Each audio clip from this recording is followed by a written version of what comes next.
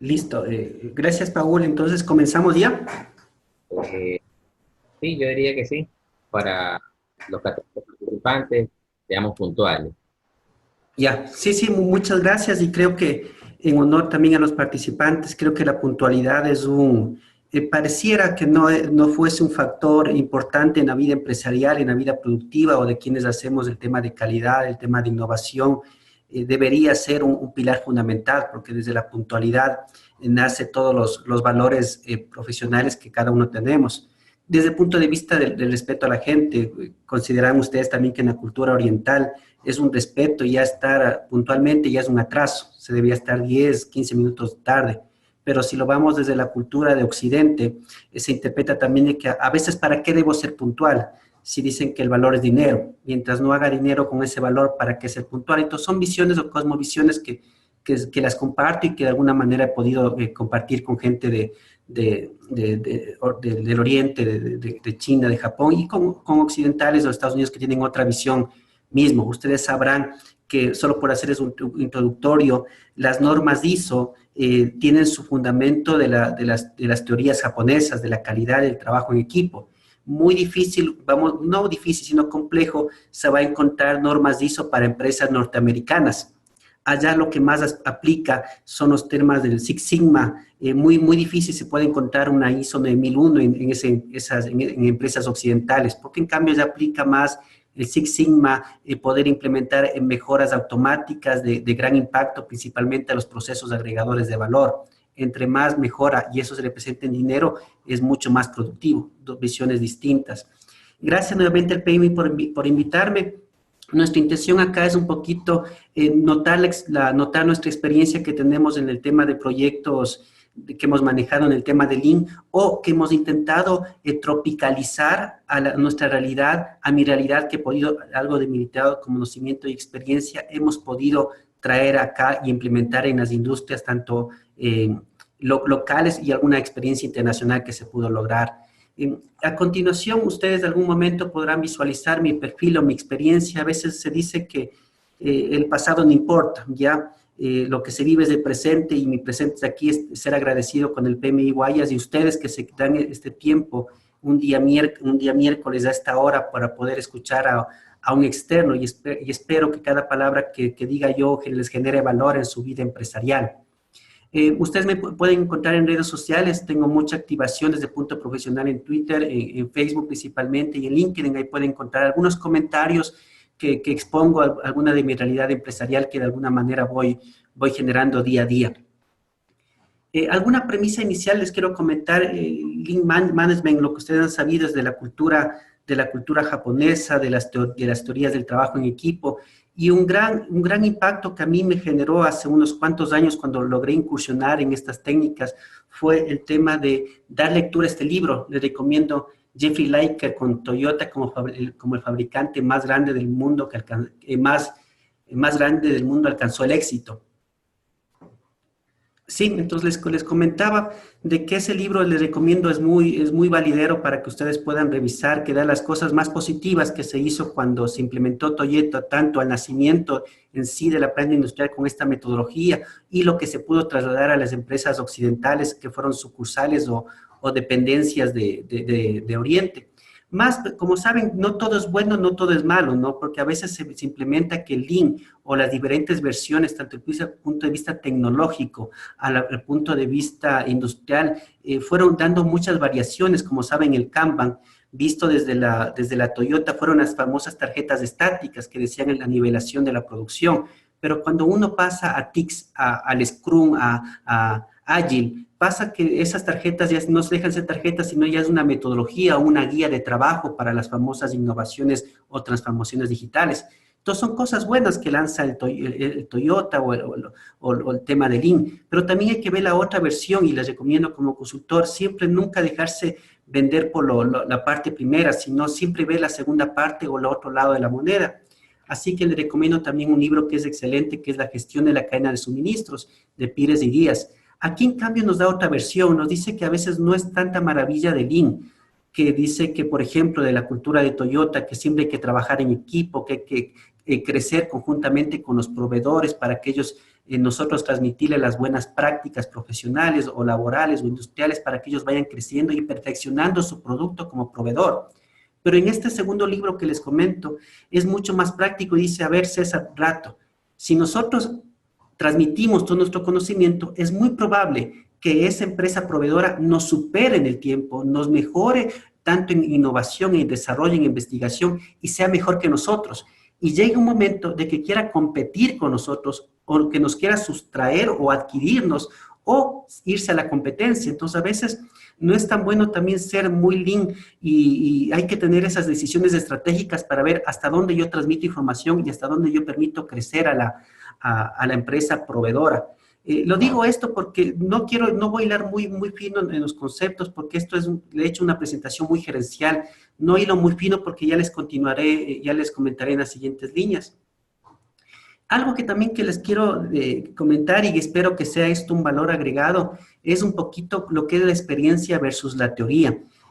Cuando uno, y me ha pasado a mí, he tenido la bondad, he tenido la ventaja o la gracia de poder estudiar algunos posgrados, he visto que a veces he botado mi plata cuando voy a cursos o cuando he seguido algunas maestrías, porque resulta que en este nivel del nuevo siglo del acceso a la información, donde en Internet nosotros podemos ver la experiencia de cualquier persona en nuestro teléfono, en nuestro iPhone, puedo yo indicar que a veces digo, César, pero ha habido mejores webinars que el tuyo, o hay mejores videos de link donde yo encuentro a YouTube y encuentro un montón de información en Google. Entonces, es mucha información que se genera. Pero el valor agregado que a veces debería dar un instructor, un capacitador o un docente, no es coger y leer lo mismo que está en la teoría, porque ese no es el valor agregado que debería dar. Entonces, el valor agregado que se debería dar, considero yo, es transmitir la experiencia. Porque a veces las láminas pueden ser muy aburridas o muy estáticas, y digo, para eso hubiera estado en mi casa, revisando, viendo Netflix y revisando los mejores videos de Lean. Pero a veces cuando yo veo eso, resulta que encuentro mucha teoría y no práctica. Dice, aplica toda la tecnología, todos los 7 principios de Lean y aplica, pero dices, ¿cómo? ¿Y en dónde? ¿Y para qué? Entonces, un poquito el valor agregado que quiero transmitir en estos minutos es un poco más la experiencia antes que la teoría. ¿Cómo me ha ido y qué es lo que he podido ya evolucionar? Entonces, eso es lo que yo digo de los errores que he cometido. Quisiera que ustedes les voy a transmitir lo que yo cogí de lo que es Lean y toda de lo que es TPS, el Toyota Production System, que es lo que yo logré aterrizar a la realidad y a los proyectos que de alguna manera fui parte o lideré. Como les comentaba, en el Internet hay mucha información y he visto muchos webinars. Cuando yo encontré uno, por ejemplo, el que ustedes pueden ver en pantalla, que les recomiendo, es muy bueno. Y logré ver mucha teoría, ¿no? Y muy bueno, ¿no? Sabrán que a veces los enlatados son los que nosotros, de alguna manera, el tercer mundo, que somos nosotros, que de alguna manera formamos parte, siempre nos llegan los enlatados extranjeros y creemos que es lo mejor y no lo adaptamos a nuestra realidad. O a veces esos enlatados, esas teorías que son muy prácticas para el mundo occidental o para el mundo oriental, a veces no aterrizan a nuestra realidad, a nuestra cultura, a nuestra idiosincrasia. Sabrán que el Lean a veces son términos que ya fueron hace 30 o 40 años, ya fueron implementados y llegan a veces muy tarde a nuestras realidades empresariales. Scrum, como ustedes sabrán que está de moda en el mundo tecnológico, o Agile también que está de moda, o el Lean Startup, ya son términos elaborados hace 7, 10, 15 años que llegan a nuestra realidad un poquito tarde o a veces mal implementada. Algún instructor, algún colega, un docente mío, un gran docente que tuvo, me decía, César, a veces creemos que porque tenemos un martillo en la caja de herramientas, a todos nos ven con cabeza de clavo. Entonces, a veces dicen, no es que la metodología no sirva, sino que fue mal implementada. Cuando yo escuché, por ejemplo, en el tema de Agile, escuché en su tiempo, y miren que en la pantalla ustedes podrán que la programación extrema fue de alguna manera ya conceptualizada en el 99, y esos temas, esos conceptos están manejándose ahora en el mundo tecnológico. Tanto así que yo escuché eso, o alguna vez escuché, bueno, logré verlo ya en vivo y en directo y vi cómo de alguna manera impactó. Y de igual manera, cuando yo miro estas herramientas, a veces digo, pero ¿no será de hacer cosas más fácil? Desde mi perspectiva, a veces la innovación solo cambió de nombre. Antes se llamaba mejora continua. Ahora a todo lo que veamos le llamamos innovación. Me acuerdo a veces conversaba con un consultor, con un gerente de calidad en una gran farmacéutica. Por obvias razones no le puedo decir el nombre, pero en la gran farmacéutica me decían, César, aquí hacemos innovación. Le digo, interesante. Entonces yo esperaba hacer alguna cosa de impacto. Digo, y le digo, ¿tienen alguna cosa de impacto? Nosotros hacemos innovación todos los días. Le decía, felicitaciones. Le digo, ¿algún ejemplo puntual? Sí, llamamos innovación a toda mejora que podamos hacer. Por ejemplo, nuestra asistente, una señora secretaria, hacía hojitas de Excel sin macros, ahora sí con macros. Entonces, para nosotros eso es design thinking, eso es innovación. Entonces, yo me quedé impactado, decía una gran farmacéutica que llamen eso. Entonces, a veces esos nombres de innovación son un poquito como que solo son temas comerciales y no son impacto. Tanto así que yo fui invitado a uno de los coworking que creó el Banco del Pichincha acá en la ciudad de Quito, que son algo parecido como los coworking que tiene el Banco Produbanco acá en Quito. Son una especie como estaciones de trabajo donde dice, yo quiero mejorar la experiencia de usuario, de cliente, y queremos darle unos valores agregados. Pero a veces me preguntase, qué bonito que se crean estos espacios donde son digital, donde pueda uno poder hacer negocios, ¿no? Pero cómo quisiera que mejor regresen a lo básico, ¿no? Que el Banco del Pichincha, un 31 de marzo, un 30 de marzo, podamos no observar esas grandes colas cuando uno va a cobrar el sueldo, porque a veces encuentro, y cuando uno baja al centro comercial a comprarse alguna golosina, encuentro esos bancos a reventar. 100, 200, 300 personas hacen colas, 5, 6, da la vuelta, y con apenas 3 cajeros. Yo decía como cliente, antes de ponerme eso, yo hubiera querido mejor que me pongan 6 o 7 cajeros los días de cobro. Entonces, a veces un poquito el tema de experiencia también impacta. Cuando llegué acá también me acordé y dije, hablan de experiencia de usuario, y me acuerdo que abrieron 20 minutos tarde. Entonces, son detalles, digo, a ver, ¿se gastasen esto en el tema de la rentabilidad y realmente esto es la experiencia de usuario o solo es máquinas, un poco de performance digital para poder ser y parecer? De igual manera, como les comentaba en el tema de rompiendo mitos y paradigmas, hice alguna investigación también tiempo atrás, un proyecto de consultoría, cuando chequeaba el tema del Banco del Pacífico y Produbanco, el Smart BDP y la tarjeta BI de Produbanco. Entonces, uno cuando chequea dice, es que son innovaciones que tú puedes sacar tu tarjeta de crédito vía las redes sociales y el robot te responde, la Sophie te responde.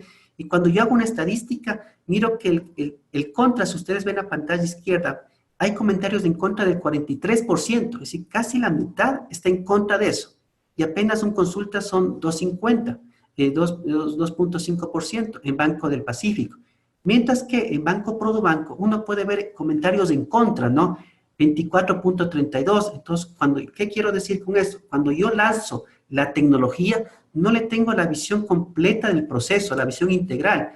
¿Cómo yo puedo responder a las futuras inquietudes, a las futuras consultas de cómo el usuario va a utilizar esa innovación? Entonces, a veces la innovación, no sé qué tan buena o mala fue, mejor se hubiera quedado con la típica tarjeta, nuestra libreta de ahorros normal y corriente. Entonces, son conceptos que de alguna manera, les comento, son estratégicos que el gerente de proyectos o el responsable de proyectos o el PMO o quienes integran tienen que visualizar más allá y lo que pide ahora las normas ISO o las nuevas versiones del PMBOK. Debemos ser mucho más estratégicos y eliminar el riesgo. ¿Qué pasase en estos proyectos del Banco del Pacífico y el Produbanco? No mitigaron el riesgo de que pueda haber que lance la app y no tenga un buen feedback o no pudiera responder yo en línea a los comentarios. Entonces, un PMO debe tener esa visión estratégica, no operativa, sino estratégica de la visión integral de las cosas para poder tener esa visión gerencial. Nuevamente, siguiendo avanzando, alguna vez también se quiso implementar una startup, hace unos cuantos años trabajé en el sector público, y me acuerdo en el tema de los permisos de trabajo. Ustedes pueden ver en pantalla que era un proceso manual, uno tenía que ir con un documento, el servidor público, a imprimir, a que nos autoricen, luego a talento humano, luego que nos hagan el cálculo para que nos resten los días, que nos validen y luego sacar el reporte. Ese permisito me acuerdo que demoraba 40 minutos a 5 días cuando se hizo el cálculo. Y me acuerdo, y esto era el proceso normal, e hicimos en toda la gestión ejecutiva, casi en 30 ministerios. Entonces, todo este proceso tenía una cierta cantidad de gente que hacía, que era su labor, receptar los permisos de trabajo, los permisos de vacaciones y hacerlo manualmente. Pero me acuerdo que a veces asistimos a una reunión del SNAP, y yo trabajaba en el Ministerio de Trabajo como el ente rector en el tema de talento humano, y asistimos a una reunión en SNAP, y nos decían, César, aquí tengo un analista, y nos presentaron un analista muy joven, millennial, y nos decían, César, él creó un sistema que ingresa la solicitud en línea y automáticamente el jefe lo aprueba mediante un link al correo electrónico, entraba al link, daba clic de sí o no y ya estaba listo. Entonces, la automatización duró 2 minutos y le preguntaba a este analista cómo lo hizo. Dicen, César, mientras almorzaba, se me vino la idea y empecé a programar. Entonces, imagínense nosotros como Ministerio del Trabajo cómo quedábamos, ¿no? Decir que alguien en sus horas de trabajo, en horas huecas, hizo el sistema que pudo haber mejorado toda la gestión pública desde el punto de vista de permisos. Entonces uno decía, ah, mira, esa es la programación extrema, cuando no existe manuales, no existe una orden de servicio, ni unos requerimientos, ni unos TDRs, por decirlo así, sino fue una simple automatización que a alguien se le ocurrió y fue de gran impacto. Entonces, si ustedes pueden ver, fue de 2 minutos. Si nosotros calculamos el tema manual, se gastaban, hicimos el cálculo de 32 ministerios, se calculaban 459 resmas al mes, que era equivalente casi a $16,000 anuales. ¿Ya? Y con este sistema era 0 papeles y 0 impresión. Y habíamos calculado también que el costo de personal en esta tarea era de 250,000 anual en 32 instituciones. Y la persona que estaba asignada para eso era el 80% hacía estas cosas. Recogía los documentos y hacía el proceso de talento humano para aprobar. Mientras que el costo de la automatización tenía un ahorro del personal del 80 al 20% de actividades. Solo con esa idea de programación ágil, de programación extrema, de un momento de programación, tenía gran impacto. Y un ahorro de un software que decía que no teníamos que contratar a una gran consultora, sino simplemente nos habíamos ahorrado $50,000. Ahí me di cuenta que a veces las famosas startups no pueden adaptarse a los grandes dinosaurios o a las grandes estructuras jerárquicas del sector público o el sector privado, por decirlo así. ¿Por qué? Porque a veces implementar estas ideas tiene que pasar por todo un proceso jerárquico de aprobación. Debe pasar por el director, su secretario, viceministro, ministro, por el ente rector, el ministerio coordinador, y lamentablemente esta idea nunca se implementó. ¿Por qué? Porque fácilmente no teníamos esa habilidad como ministerio para poder adaptarnos a estas mejoras inmediatas de innovación a la respuesta rápida. Si continúo con la presentación, les comentaba que mi experiencia fue en una empresa manufacturera donde se implementó las cosas que yo creí necesarias de Lean.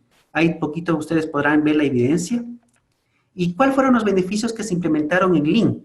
Si ustedes ven a mano derecha, se implementó un total de casi una ganancia de casi $2 millones, con las cosas más básicas de Lean Management, en donde encontré algunas mejoras. Por ejemplo, ustedes pueden ver a mano izquierda casi $1,5 millones en mejoramiento en la selección de materia prima e insumos, 294 en mejoramiento de uso de materiales e insumos, distribución física de maquinaria, optimización de uso de materiales e insumos de 150,000, esto es anual por si acaso, implementación de estrategias comerciales 85,000 y así sucesivamente. Entonces fue de gran impacto, ¿no? Y lo que ya les voy a explicar más adelante, qué es lo que yo cogí básicamente de Lean Management y lo fui implementando, pero fueron las mejoras de gran impacto. Pero ahí yo me di cuenta de otra cosa, ¿no? Y es la realidad ecuatoriana. A veces los sistemas de gestión de calidad o estas mejoras dependen también de la cultura del trabajador. Cuando un trabajador japonés se le dice, ¿sabes qué? Tienes que quedarte para hacer los círculos de calidad después de las horas de trabajo, ellos se quedan porque están comprometidos con la empresa o es su forma de ser y empiezan a trabajar fuera de las 4:30, 5 de la tarde. Pero cuando quise implementar esto, me decían, César, pero yo salgo a 4:30.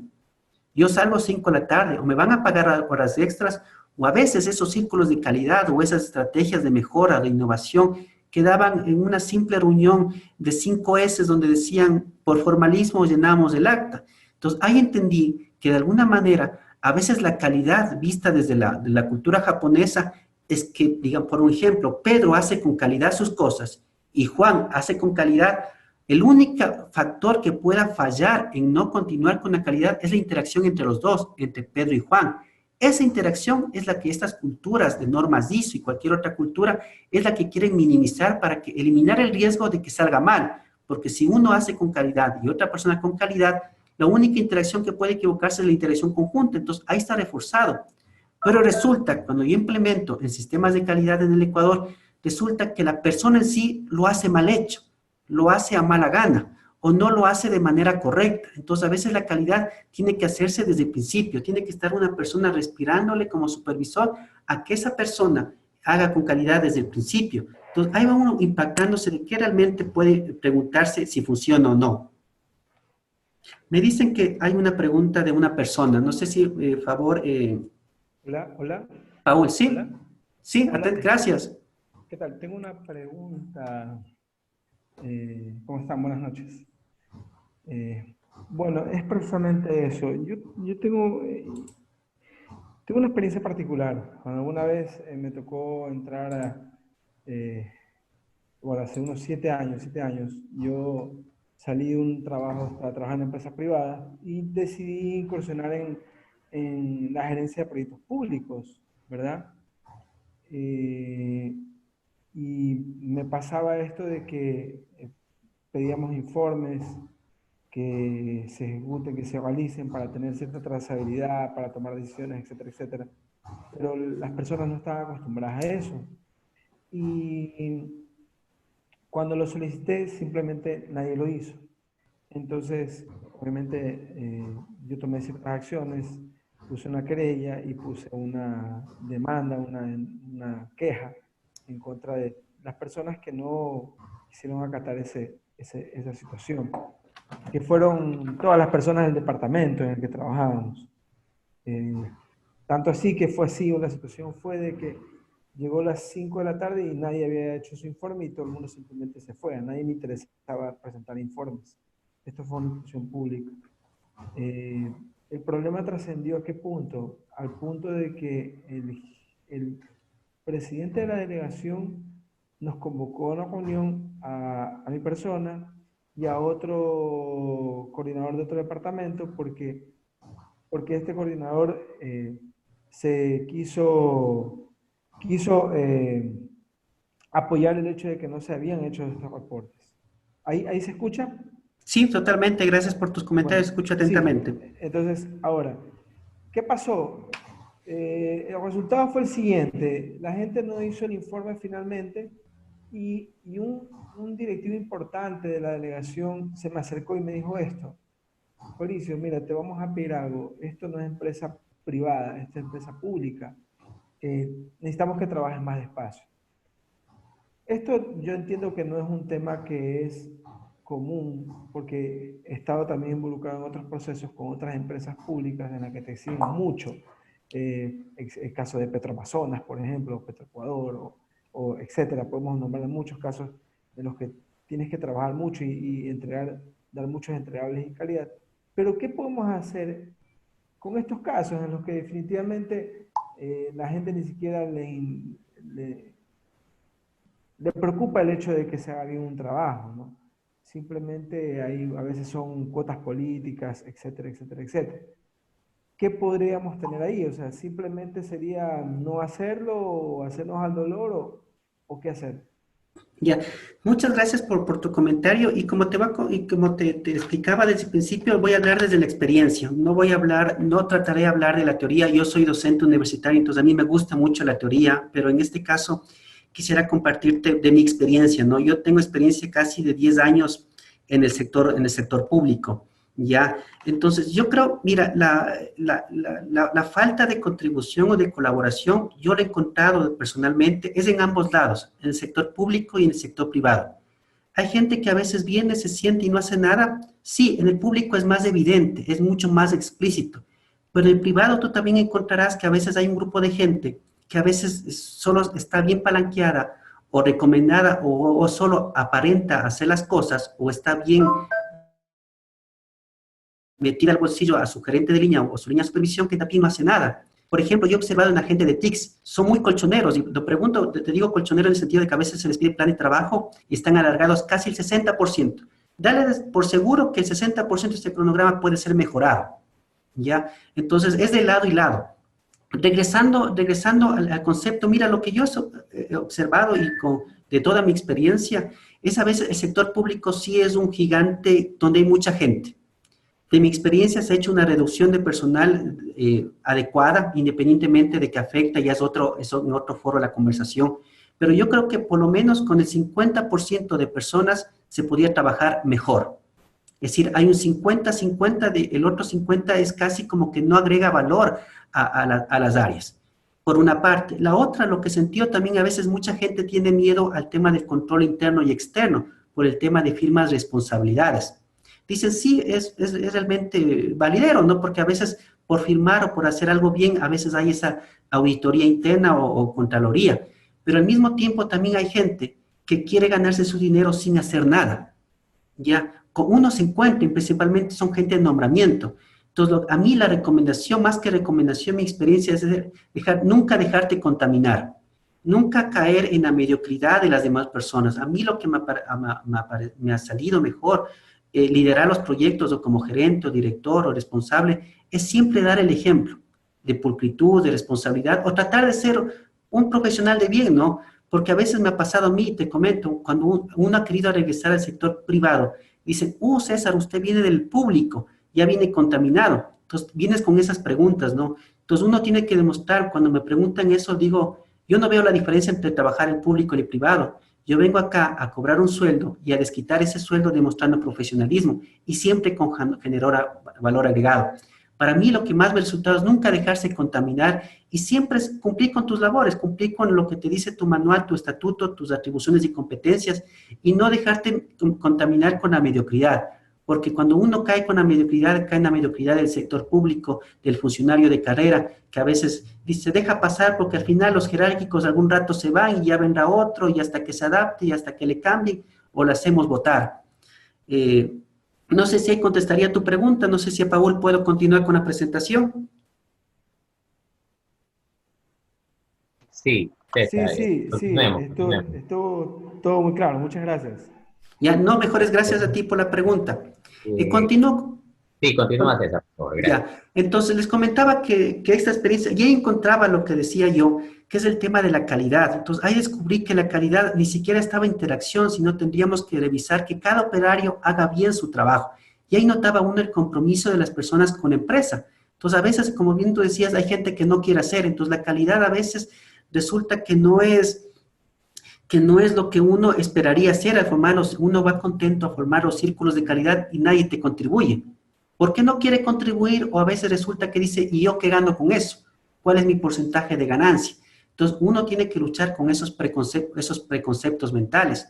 Igual, la norma ISO también no apoyaba mucho. Hace poco tiempo hubo la reforma a la ISO, a la 9001. Ustedes sabrán que ya no existe el manual de calidad, ya no te exige ciertos procesos o procedimientos o documentos, sino ahora te pide que sea mucho más estratégica. Claro, porque muchas empresas estaban saliendo de la norma, ya no estaban nuevamente actualizando o sacando las actualizaciones, porque decían, César, es más un acto burocrático. Traía al representante de calidad, falseaban los registros, los formatos, y estaban listos un día antes de la auditoría, y pasaban y tenían la norma. Entonces, a veces era una carga burocrática. Por eso hasta el nombre del representante de la calidad desapareció. Ahora, la idea, la apuesta es que el gerente sea el representante de calidad quien asuma las responsabilidades. Continúo un poquito. Esas ideas también fueron mejorando en el tiempo. Como ustedes pueden ver, ese proyecto antes era unos tiempos muy altos de 9 meses y fueron bajado a 3, tanto en tema de implementación e ideas de intangibles, tangibles, eso lo llamábamos a su tiempo. Sigo avanzando. ¿Cuál era la experiencia en el sector público? ¿Qué es lo que yo hice? Uno de los principios de valor era el Kaizen, cambios para mejorar. Cuando yo estuve en el Ministerio del Trabajo, mi ministro, con todo el respeto que me dio la posibilidad de trabajar, y estoy muy agradecido, era un abogado. Y él decía que no se podía cambiar nada, que no había cómo cambiar nada, que el proceso debía seguir siendo siempre el mismo. Ustedes recordarán, o capaz que impacto tuvieron a ustedes o su entorno de amigos, de familiares, de amistades, los famosos contratos y actas de finiquito. Antes los contratos o las actas de finiquito, por ser el caso, teníamos que nosotros, una vez que hecha la liquidación, ir al Ministerio del Trabajo para que el inspector nos firme delante de él que los dos estamos de acuerdo, empleado a empleador, y sacábamos el turno en 3 meses. Y capaz que el inspector fue a hacer alguna actividad in situ, en territorio, y ya no estaba y teníamos que renovar. Y a veces también solo era un acto de 2 minutos, haber esperado 3 meses para llegar a esos 2 minutos. ¿Estás de acuerdo, César? Firma el empleador, el representante del empleador, el de talento humano, y se acabó. Entonces yo cuando decíamos, ministro, pero podemos mejorar esto automatizando, y decían, César, es imposible.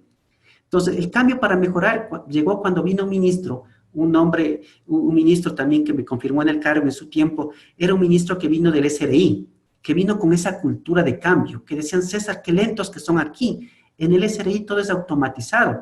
Él vino con una cultura y dio el visto bueno, dio la posibilidad de automatizar las cosas. Entonces, lo que nosotros hicimos es ir a las oficinas a ver a la gente cuáles eran sus inquietudes físicamente, cómo podíamos mejorar.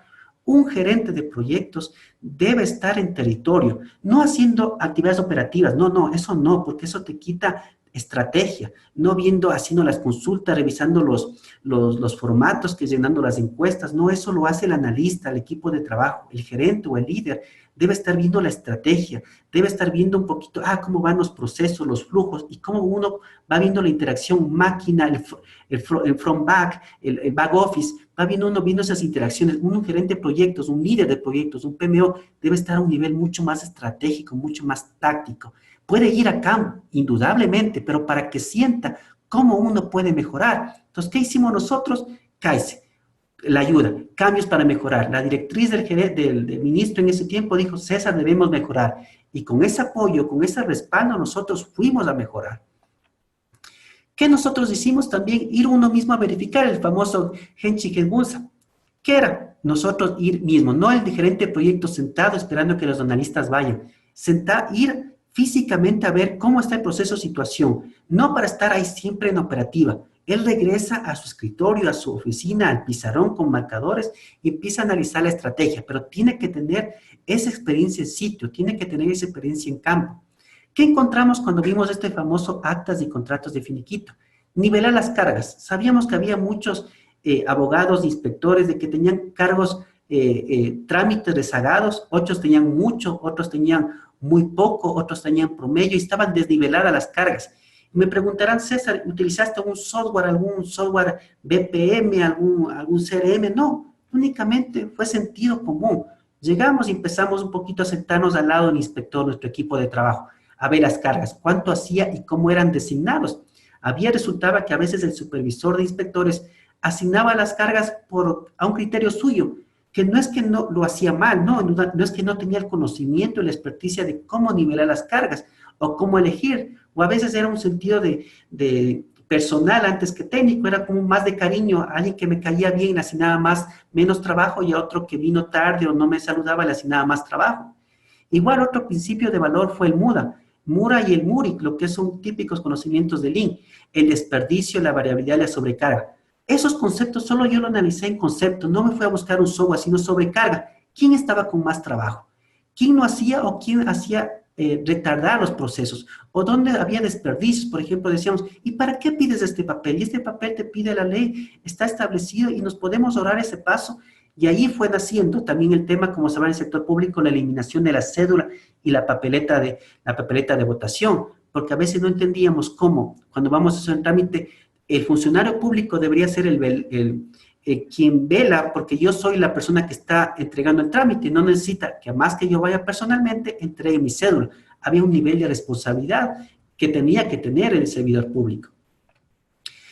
Y igual, había mapa de flujo de valor, y esto es como la teoría del Lean, ¿no? Que debes hacer tu Value Stream Map. Entonces, yo digo, cuando yo observé, cuando en la planta industrial, mi premisa fue hacer el sector público algo parecido, ¿no? Hasta para sorprender a la autoridad y poner más serio mismo. La idea es solo analizar el concepto, coger el espíritu del mapeo de flujo de valor y no hacerlo tan complejo, sino a nivel de nuestra realidad. Y aquí aprendí otra cosa también, que a veces la información es directamente proporcional al costo. Entre más información que tenga yo para toma de decisiones, tengo que saber que esa información también tiene un costo realizarla o buscarla o encontrarla. Entonces, a veces tiene que trabajar, y es un buen gerente de proyectos, tiene que trabajar con lo que se tiene. Limitados recursos y sacar mayor productividad. Nosotros fuimos con nuestros equipos, fuimos donde los inspectores, los abogados inspectores, una semana plantados ahí. Y estar siempre observando y tratando de coger tiempos, lo mejor que se podía. Claro, indudablemente, el gerente de proyectos debe ser estratégico y mandar al analista, enviar al analista a los puntos claves, porque ya mapeó el gerente de proyectos. a los puntos claves donde debe buscar la información, porque a veces si al analista no se le da la información, la metodología exacta, ese puede aburrir o puede generar una causa de estrés o a veces una molestia, porque dicen, César, me mandaste y no sabías ni qué querías que yo recolecte y recolecté lo que yo pude. No, el gerente de proyectos tiene que haber abierto camino, ver qué se debe buscar y regresar donde el analista, donde el equipo, así, miren chicos, esto tienen que buscar. 3, 4, 5 lineamientos muy claros, muy ejecutivos y las cosas salen. Sigo avanzando en la lámina. Y acá está un poquito ya la experiencia, los resultados que generamos. Ustedes recordarán que los que tienen experiencia de sector público del famoso certificado de tener impedimento. Principalmente en Quito era una subida de pisos, solicitar información, depositar el depósito bancario, el ticket, luego el tiempo de espera, subir al 9º piso, preguntar al guardia a ver si él sabía dónde debo ir, bajar nuevamente a sacar copia de la cédula, porque nadie me dijo que de entrada tenía que tener la copia de cédula. Analizamos, este era mi Volume Stream Mapping, la pantalla que usted ve en superior. Quisimos automatizar, y ustedes que si alguna vez han tenido cercanía con el sector público, ahora es en digital. Nosotros ingresamos al Ministerio del Trabajo, ponemos impedimento. Esta es la primera versión, ¿no? Sé que ahorita yo ya no estoy en el ministerio, sé que hay nuevas versiones, igual en el tema de contratos, actas de finiquito. También con mi equipo hicimos o aportamos en el tema de la legal, de los famosos reglamentos de seguridad y los comités paritarios. Hicimos todo automatizado, indudablemente con una cierta lógica empresarial. Entonces le mejoramos a una sola mejora. Igual, miren, el tema de los contratos. Había que generar, registrar, cargar los contratos, generación del extracto, asignar el inspector, solicitar el cambio, correcciones, revisar correcciones, asignar el turno y legalización física del contrato en la pantalla superior, como le dice antes. 10 pasos.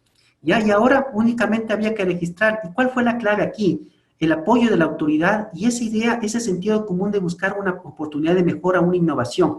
¿Qué buscamos en el Código Penal o en el Código de Trabajo? Decíamos que estos documentos deben ser vistos o aprobados o registrados por un inspector, pero la clave estaba que no decía si el inspector era una persona física o un robot.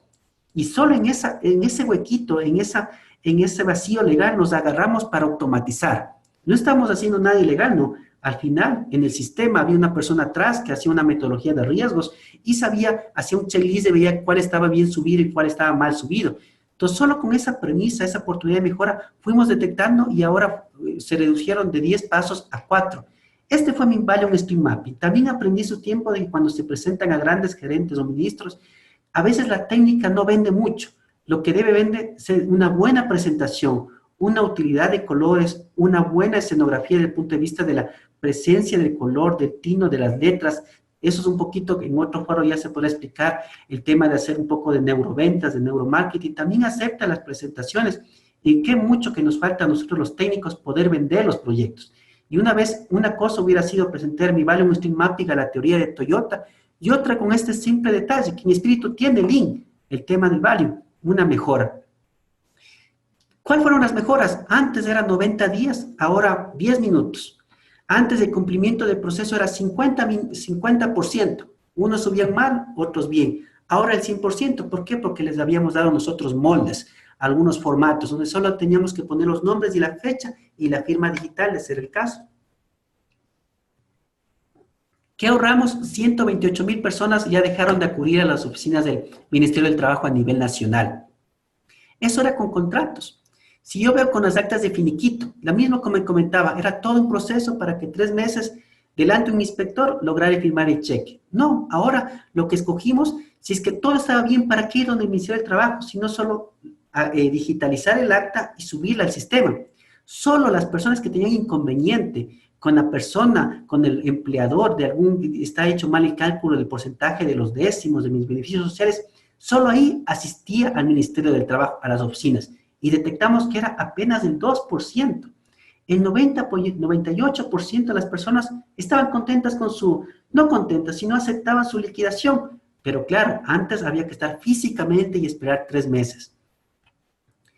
¿Qué es lo que sucedía también en lo mismo de las actas de finiquito? Antes 90 días eran 10 minutos. Y 10 minutos era más el tema del escaneado del acta de finiquito, la firma y subir al sistema. El cumplimiento del proceso del 50 al 100%, igual 96,000 personas dejaban de ocurrir al ministerio mensualmente. Sigo avanzando, como ustedes ven, yo voy a regresar rápido anteriormente, si ustedes ven la lámina, una anterior, teníamos esta cantidad, vamos a ver si me sube, esta cantidad de gente, ¿ya? Una vez implementado el sistema, miren lo que sucedió ya implementado el sistema. Ya no había nadie. Ya había bajado y el gusto de la persona, la experiencia del usuario había mejorado. Aquí les comento cuál fue mi error o cuál fue el error que no logré visualizar a mi debido tiempo. Como todo es una curva de aprendizaje, resulta que 120 inspectores con esta mejora se iban a quedar sin trabajo. Y eso no había yo visualizado, sino yo había visualizado la mejora, el proceso, la innovación. Pero decíamos, si 120 inspectores se dedicaban a eso, a hacer siempre contratos de altas finiquito, venía un software donde ya no había participación.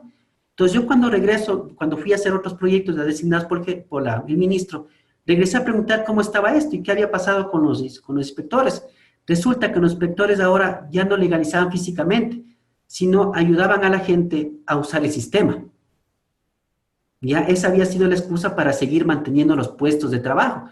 Entonces dije, qué grave error que no observe eso, porque ellos yo debí como gerente de proyectos, como jefe de proyectos, haber dicho, a ver, la mejora sí, pero ¿qué hago con esa gente?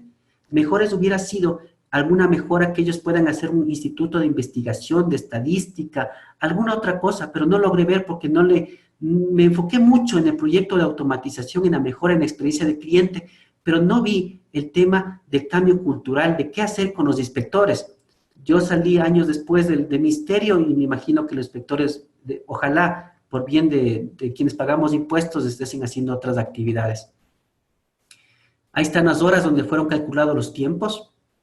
Igual, quiero comentarles que esta experiencia fue en el tema, independientemente de nuestro pensamiento político, fue una de las famosas, entre comillas, sabatinas, fue el primer proyecto presentado como mejora a nivel de la gestión ejecutiva, como uno de los proyectos fue el primer proyecto emblemático de mejora, el tema de impedimento, del certificado de impedimento legal, que uno lo revisaba en línea. Igual, de regreso al privado, también tuvimos una experiencia en lo privado, después ustedes sabrán, no sé si pasa en Guayaquil, pero aquí en Quito, Supermax y los grandes centros comerciales, cuando uno iba a las cajas de express de 1 a 10, eran líneas individuales. Ahora, con una idea que nosotros implementamos de Lean, que era hacerlo más ágil, pero ágil desde el punto de vista privado significa generar mayor rentabilidad al menor costo y con los menos recursos. ¿Qué hicimos con las cajas express? Como ustedes ven en la fotografía, y ustedes si tienen experiencia, ojalá suceda esto en Guayaquil, sucede que cuando van a la caja express, ustedes ven productos que todavía siguen vendiéndose. El concepto era que cuando me reuní con la familia Brayo, con el representante de los Brayo, decían, al cliente que compra menos cosas, a él hay que venderle más cosas, porque al que tiene el carrito lleno, a él le interesa ya salir rápido del Supermax. A él tenemos que ponerle las cajas, 1 o 2 personas en la caja para desocupar y ponerle las puntas y que vaya, porque él ya compró todo lo que queríamos, teníamos el carrito lleno. Mientras que las personas de Caja Express van con sus 3, 4 cosas, solteros o a veces familias unipersonales, a ellos sí, hasta el último hay que venderlos. Por tanto, si ustedes ven en pantalla, colocamos las cosas a veces como cachitos, algunas cosas como cosas de llevar para incentivar la venta hasta el final del camino. Y ustedes pueden ver que hubo gente que dice, yo espero, pero me incentivo a la venta. ¿Qué hicimos? Hicimos Lean. ¿Cómo aplicamos Lean? Tratar de hacer que el tema sea mucho, el flujo de trabajo genere valor. La gente hacía cola, no podíamos evitar eso, pero logramos tratar de vender hasta el final los productos. Eso es la presentación, ha sido muy ejecutiva, no sé si tengan algún otro comentario. Como les comentaba, el espíritu de esta presentación era mucho comentar experiencia, porque de teoría lo podemos encontrar en muchos documentos, videos, mucho más documentales, pero creo que el valor agregado es a veces de un docente, un instructor, no es leer las láminas, el libro, la teoría. Creo que el valor agregado cuando uno paga una maestría, un curso, es que nos transmita la experiencia, porque eso es muy rara vez que se pueda publicar en un video. Listo, Paul, no sé si tengamos algún comentario, agradecerles a ustedes y ojalá que la gente siga conectada en línea. Muchas gracias, César. La verdad que sabias palabras Hay veces uno que coge tantos cursos y tú nos has dado una charla bastante práctica, bastante vivencial de lo que tú has realizado. Si me siguen en redes sociales, yo comparto bastante en tema de Facebook. Si usted me dan una solicitud de amistad, encantados, ser un lujo tener su contacto. Siempre comparto alguna documentación y me pueden seguir en redes sociales. Listo, muchas gracias, Paul. Agradecerte por este tiempo y espero contribuido con algo de mi experiencia. Lo que sí, como les comenté al principio, no venía con teoría, porque en teoría puede encontrar mejores láminas y documentales. Lo que vine a compartir, que yo pude coger de la experiencia de la famosa Lean Management. Listo, Paul, gracias y muy buena noche. Ya, sí, muy amable, César, muy amable. Para finalizar, bueno, la cuña publicitaria, están viendo nuestro próximo evento, el Woman PML tercera edición. Esto por primera vez también tiene PDUs, en este caso 2 PDUs. Entonces, están cordialmente invitados a este evento. Y para finalizar, para que obtengan un certificado bonito de PMI Guaya, hay que llenar una encuesta. Entonces, aquí está el link, está ahí la foto, pueden tomarle una foto o podemos pasarla vía web o vía correo electrónico a las personas interesadas.